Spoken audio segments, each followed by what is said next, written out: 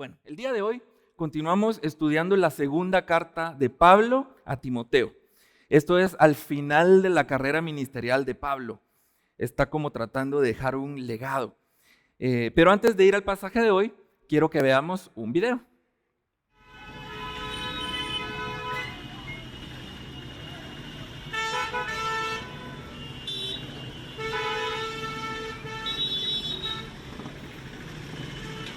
¿Quiénes se apuntan a almorzar ahí? Levantan la mano. Solo que no sean todos porque no me alcanza.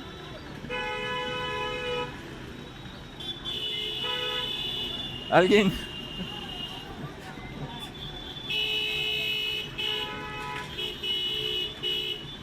Bien rica la comida ahí, saladita.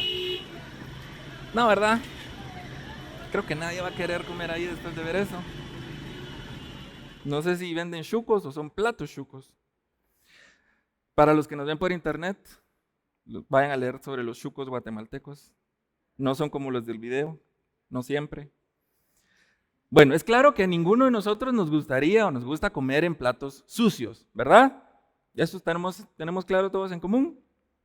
Bueno, ahora sí, entonces, abramos nuestras Biblias, por favor, en 2 de Timoteo, el capítulo 2. Y la razón por la que les estoy hablando de platos y platos sucios es porque Pablo utiliza una analogía similar en este pasaje.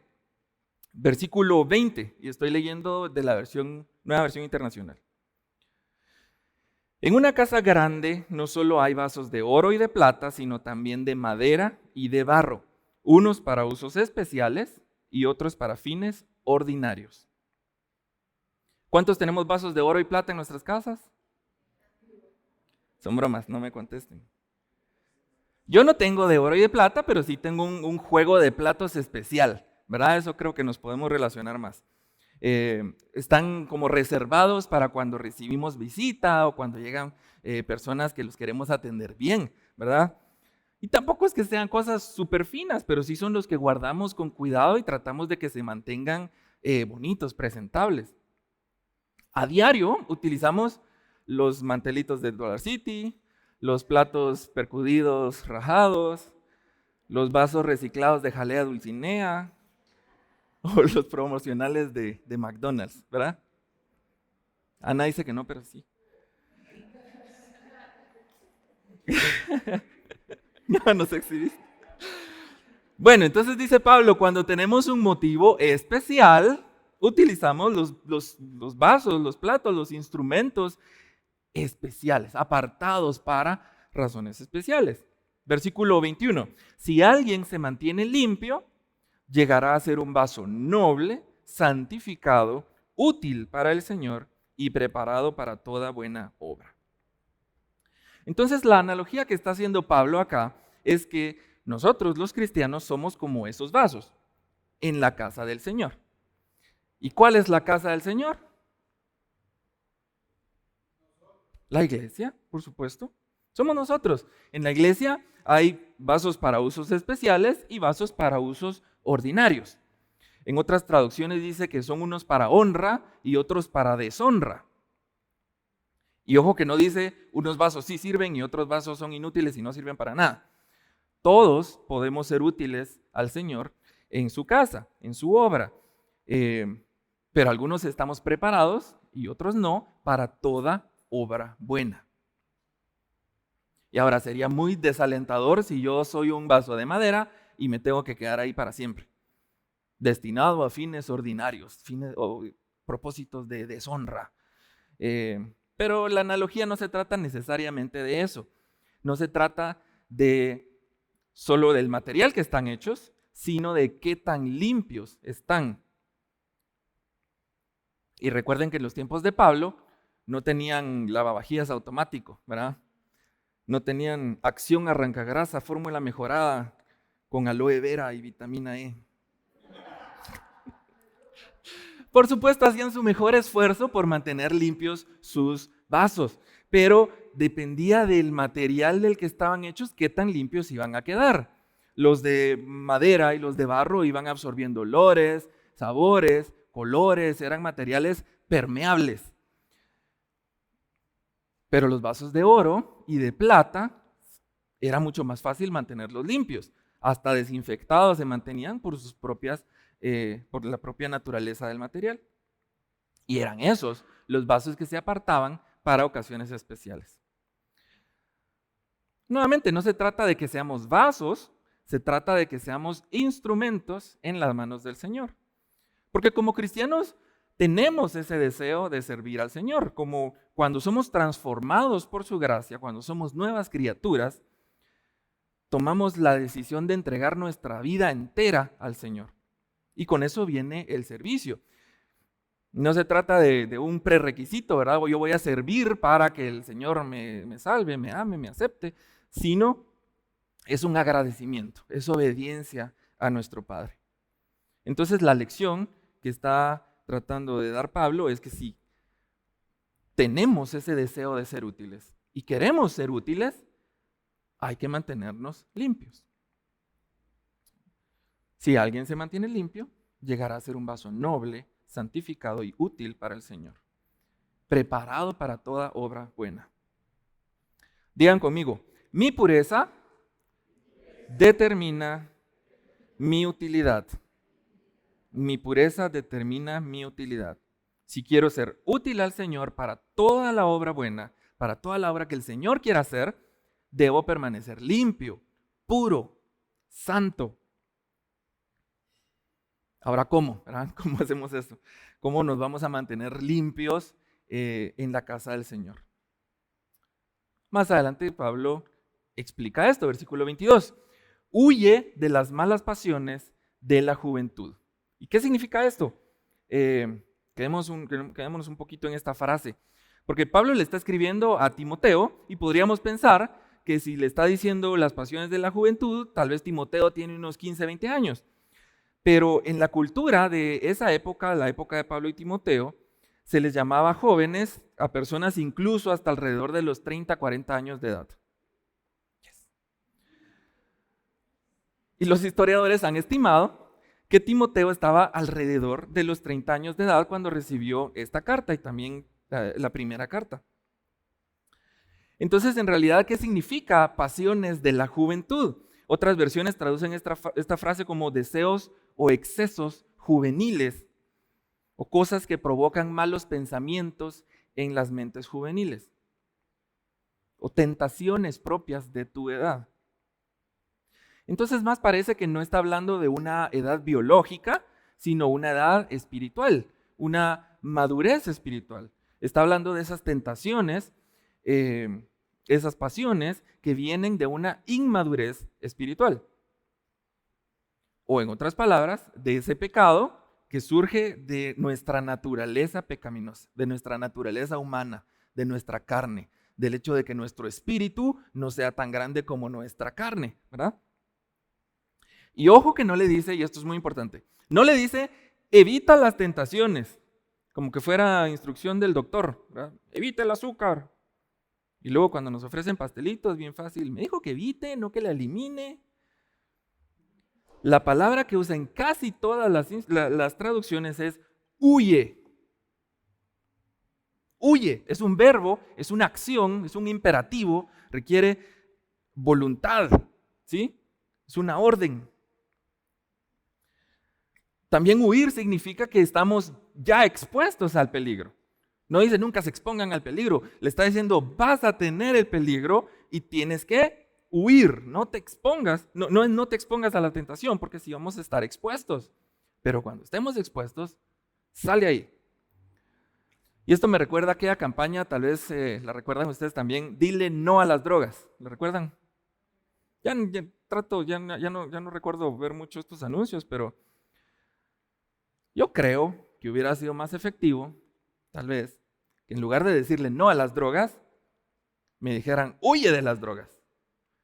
Porque si yo ya estoy en una situación donde estoy expuesto a las drogas, solo decir no va a ser suficiente. Puede ser que estoy en el contexto de un grupo de supuestos amigos o de algunas otras malas influencias. Ya estoy en un lugar donde estoy expuesto a todo esto y solo decir no es suficiente. La presión social o lo que sea. Entonces hubiera sido más efectivo decir huye de las drogas. Huye, ya no te quedes en medio de ese círculo de amigos. Sal de ese lugar en donde estás.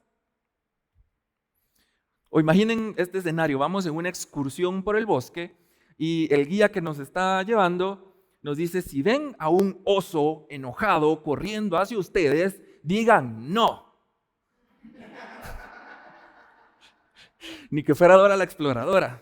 ¡Oso, no me comas! ¿Qué haríamos si viene un oso corriendo hacia nosotros? Huimos, salimos corriendo, escapamos un árbol, buscamos un palo, no sé, o sea, vamos a escapar de esa situación, vamos a tratar de deshacernos de ese peligro. Decir no, resistirnos, no es suficiente. ¿Tiene sentido, verdad? Digan conmigo, el pecado es peor que las drogas. Y es peor que un oso. Entonces, ¿cómo me mantengo limpio para ser un instrumento útil al Señor? Número 1, huyendo de la tentación. Decir no es suficiente cuando mi vida corre peligro. Y espero que tengamos claro que el pecado equivale a muerte. ¿Sí? Pone en riesgo mi vida. Romanos 6:23, la paga del pecado es muerte y el regalo de Dios es la vida. Por eso el consejo de Pablo es: huye, sal de esa tentación, de esa situación de inmediato. Haz todo lo que sea necesario para no caer. Nos encanta pensar que tenemos el control de la situación y de nuestro cuerpo, todo, de nuestra voluntad, de nuestra intención. La próxima vez prometo que voy a resistir. Ahora sí estoy preparado. ¿Cuántos tienen alarma para despertarse esta mañana? En la mañana. Estoy bien preguntón hoy, ¿verdad? Pero último ejemplo y pasamos al otro tema. Ahora, de los que levantaron la mano, que sí tienen alarma, ¿cuántos la apagan y se quedan durmiendo otro ratito? ¿Cuántos están mintiendo? ¿O quiénes tienen varias alarmas porque saben que 4 o 5, eso sí? A todos ustedes les tengo una solución. Dejen la alarma o el celular afuera del cuarto. Así se tienen que levantar, la apagan y ya están levantados. Ya se la sabían, ¿verdad? ¿Por qué no lo han hecho? ¿Por qué no lo hacemos? A mí me pasaba cuando yo era soltero, porque ahora mi alarma se llama Ana, pero cuando yo era soltero tenía 4 o 5 alarmas y me costaba mucho levantarme. Y entonces encontré un app que en lugar de botón para apagar la alarma, le hacía una pregunta de mate. 2 por 8 más 47. Y hasta que no ponía la respuesta, no dejaba de sonar. Y sonaba así lo más fuerte, vibraba y hacía todo. Era tan efectiva esa app que la desinstalé y volví a poner 5 alarmas. Porque nos encanta engañarnos a nosotros mismos. Nos encanta pensar que tenemos control de lo que hacemos, de nuestros gustos, de nuestros pensamientos, de nuestros deseos. Pero no es cierto. Solos nosotros no podemos contra el pecado. La lección es, presten atención, no resistas la tentación, huye. No luches contra la tentación, huye. No ignores la tentación, huye.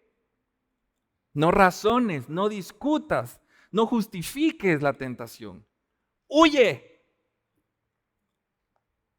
Mateo 5:30, si tu mano derecha te hace pecar, ¿qué dice? Córtatela y tírala lejos. Si tu grupo de amigos te hacen pecar, corta esa relación, aléjate. Si tus redes sociales te hacen pecar, elimina la cuenta, borra el app. No, que ya no la voy a usar, elimina la cuenta. Si el licor te hace pecar, no lo compres. Si tu tarjeta de crédito te hace pecar, cancélala. Si tu dinero te hace pecar, regálalo a alguien que lo necesite, donalo. Si el internet te hace pecar, cancélalo.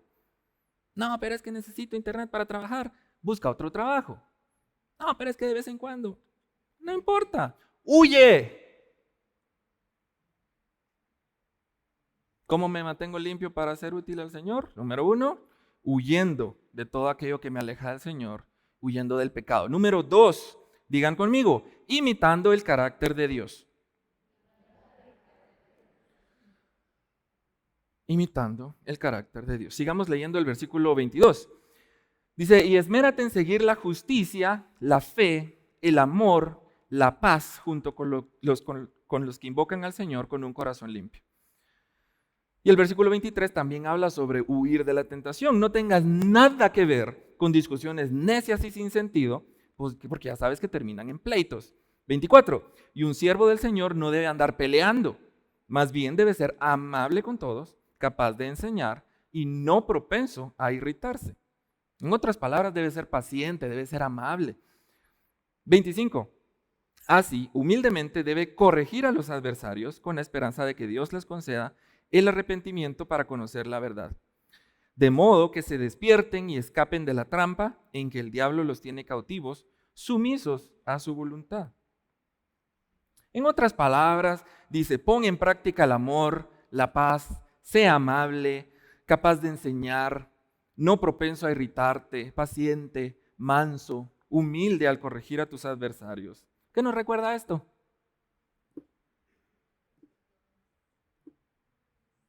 El fruto del Espíritu. Pablo está describiendo el resultado de la presencia y de la influencia del Espíritu Santo en nuestras vidas. Cuando el Espíritu Santo entra en mi vida, soy transformado. Y eso me hace más parecido a Dios. Esa es la buena noticia, no estamos solos. Como cristianos, como nuevas criaturas, tengo la capacidad de imitar el carácter de Cristo por medio y con la ayuda del Espíritu Santo. Ese fruto del Espíritu es el antídoto perfecto a nuestra naturaleza pecaminosa. Me da las herramientas necesarias para huir, para escapar de todo aquello que me aleja del Señor. Como toda herramienta, hay que saber usarla. Un martillo solito no puede clavar clavos, necesita de una persona que lo agarre, lo sepa usar y lo use para clavar el clavo. Los cristianos debemos tomar esa decisión consciente de aprovechar y de utilizar el fruto del Espíritu Santo. Esa decisión, esa intención, esa voluntad es lo único que depende de nosotros. No suena tan difícil. Lo único que tengo que hacer es decidir usar las herramientas que ya tengo para huir de la tentación. Pero en realidad es bien difícil, ¿verdad? Porque requiere sacrificio. Ya pusimos algunos ejemplos, los amigos, las redes, el dinero. ¿Cómo voy a regalar mi dinero?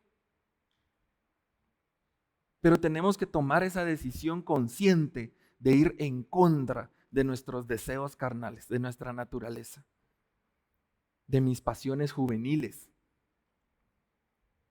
Esa decisión, ese sacrificio es importantísimo, es obediencia, es adoración.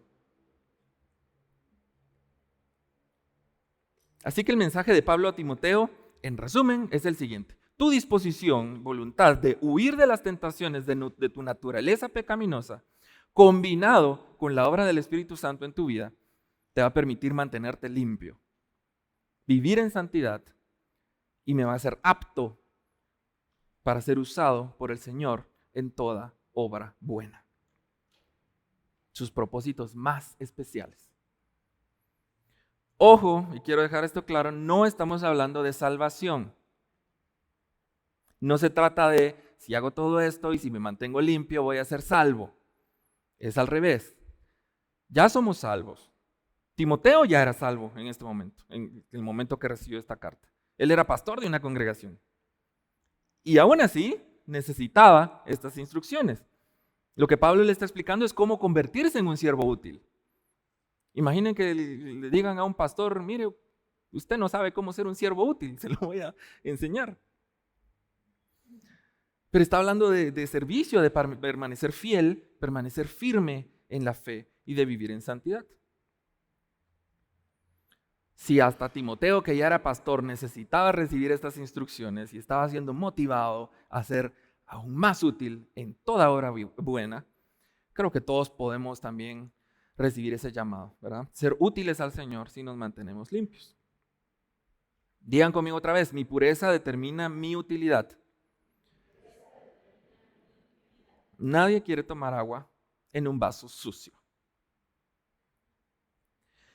Y podríamos terminar acá, tratar de memorizar esto y recordarlo a partir de ahora, pero no funciona, porque no podemos solos, ¿sí?